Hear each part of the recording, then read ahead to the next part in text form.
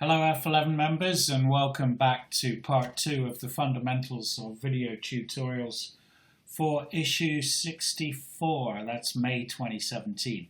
So in part 1 we processed an image from our recent adventures in Argentina. I'd like to bring you close to home this morning and talk you through the editing of a shoot that I did just last week with F11 editor Ian Farrell up on Cadbury Hill Fort, just here in South Somerset, just down the road. And a beautiful morning it was. We were really lucky with the light and the sky. Just a joy to be there up on the ramparts of the ancient hill fort. Now what you see on the screen in front of you are two images from that shoot.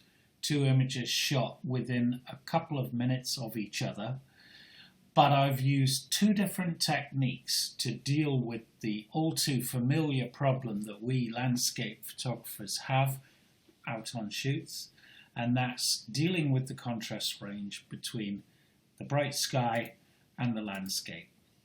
Now on the left I've used the technique of exposure merging to deal with that, and on the right I shot it all in camera, captured the scene with just one frame using a graduated neutral density filter to balance the exposure between the sky and the landscape. It was used a 0.6 ND grad medium filter, by the way. Okay, so which is better? This is the fundamental question. Do we need to carry filters around? Can we rely on exposure merging? Are we using filters the same as we used to or as much? Big questions, and really the only way to ascertain the answer to those questions is to try it out in the field. So let's just look at the images, the sequence of images here that I used, I've merged here. The brightest image there, and then I made 5 exposures, getting progressively a stop darker to deal with the contrast range, right down to the darkest image here. Now, if you look at this one here, you can see these dreaded flare spots here. I made a mistake. I neglected with that particular frame to shield the front of the lens with my hand. And because the angle of the light from the sun just over here to the left caused flare. Luckily, I realized my mistake and made a second exposure with my hand in place, shielding the lens, and that was that. And then what I've done is I've merged those 5 frames together using Lightroom's Merge to HDR option to create this image. Now I've worked on this image in Lightroom to optimize it, and essentially it's everything's worked well. So clearly in this particular case, exposure merging worked well.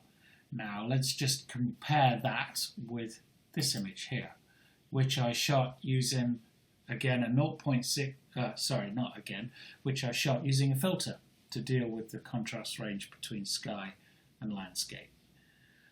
I've worked on this image too, basically made sure, if I go back to where I started with this image, the develop module there, and go back to my start and end point, you can see on the left that's the image straight out of the camera, and I've relied on the dynamic range of the Canon 5D Mark IV there to bring out all the detail here in the darker areas of the image, to boost the shadow detail. It's all there, I just needed to bring it out, and to pull back the detail in the sky using the highlight recovery and the grad tool.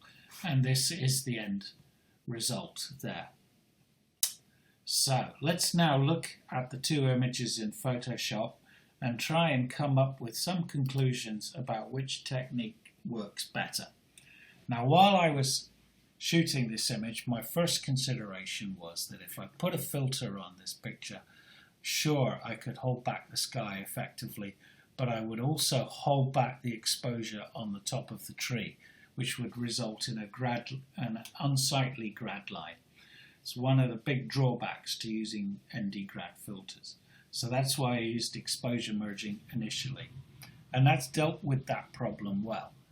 On the right here, I used the grad filter, but I've just used a bit of I've just lightened that area of the top of the tree where the effect of the grad filter was apparent. And I've got away with that quite well. So there's no grad filter. You can't immediately see the effect of the grad filter. So both techniques have worked well. Let's then look at them. Let's magnify both images and try and see if there's any difference there. So if I select the merged image and zoom in now to a large degree, I'm going to go into 100%, do the same here on the shot with the filter, again to 100%. This is the standard sort of size for looking at images. Now, generally speaking, I'm always aware of the problems of the wind blowing trees. Now, if there had been that morning any kind of wind, then exposure merging would have been very difficult because we would have got ghosting where the trees and the branches are wafting in the breeze. And that is one real advantage of doing everything in one exposure. Get it right in camera deals with that problem perfectly. But that morning was very still. There was hardly, no breeze at all. So in this case, at 100%, I can see no ghosting, I can see no difference in sharpening or gruesome artifacts. So at this magnification, there's still no apparent difference, really. So let's go in closer now. I'm going to go into 200% on both images. And still at that magnification, very difficult to see any result, any difference at all, still at that magnification. So let's go in even more. I'm going to go into 300% now, and on both. And ghosting isn't a problem, still no real difference. Let's just though look at maybe some of the darker areas of the picture, where the shadow areas over here. So I'm going to select those areas. And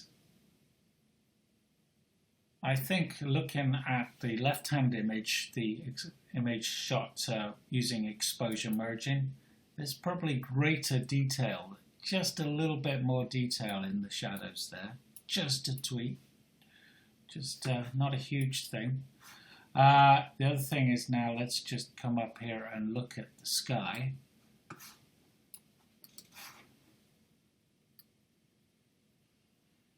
And at this point, this is where I can see a little bit of difference.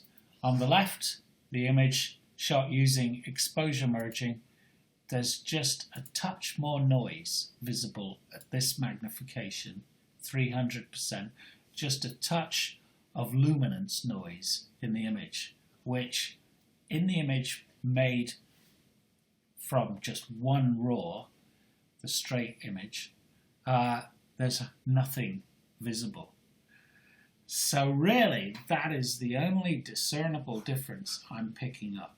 So let's come back out on our magnification now and try and come to some kind of conclusion. Clearly, exposure merging is a valid and useful technique to be able to master. There are times, however, when we do need to do it all in camera to make sure we've got just that one perfectly exposed raw image, the capture of the decisive moment, all in one picture. And that's when we need to use a filter. Now, if there had been a breeze blowing, that would have been the decision made for me. I would have had to have made it just by using one exposure. As it was, exposure merging worked well. I think there's a subtly different look to both pictures here. They're both good. I'm pleased with both of them. Which do I prefer? I'm really, really struggling to make a decision on that front. I think the sky on the exposure merged image is slightly better. The sky on the shot with the filter has a bit more contrast, but it all comes down to subjective taste, really. I think the discovery that using exposure merging creates a little bit of noise in the highlights is illuminating. And so I'm going to come down and make a decision saying, if you can do it all in one frame, all with one capture, then it's probably a better thing. It's also, for me, more satisfying. It seems more real to do it just with one capture of the decisive moment. It is really what photography should be all about. Nevertheless, exposure merging is a technique that I will continue to use when I have to. A good thing to master. Interestingly, before I sign off with my conclusions here, what's working in my favour on the picture done from just the one capture, the one raw image, is the dynamic range of the 5D Mark IV is making this possible to me. What I can do is expose, so I'm capturing the brightest of the highlights, knowing that I can bring the shadow detail up in the landscape. So there you go. That's it for this month. An interesting dilemma there. We will do more on this in future post-production video tutorials. You can count on it. And we look forward to your suggestions from what you would like to see in future tutorials. See you next month.